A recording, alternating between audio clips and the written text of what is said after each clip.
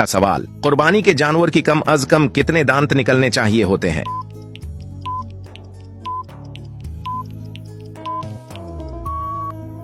सही जवाब 2।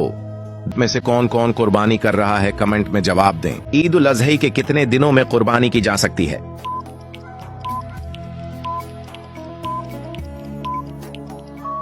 सही जवाब 3 दिन। कुर्बानी किस पर वाजिब होती है?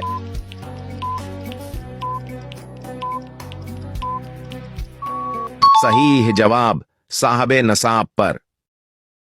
अगर कुर्बानी का जानवर अंधा हो तो क्या कुर्बानी जायज है?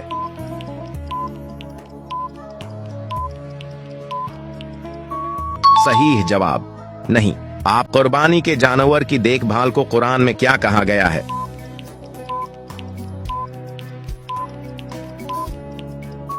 सही जवाब शायर अल्लाह।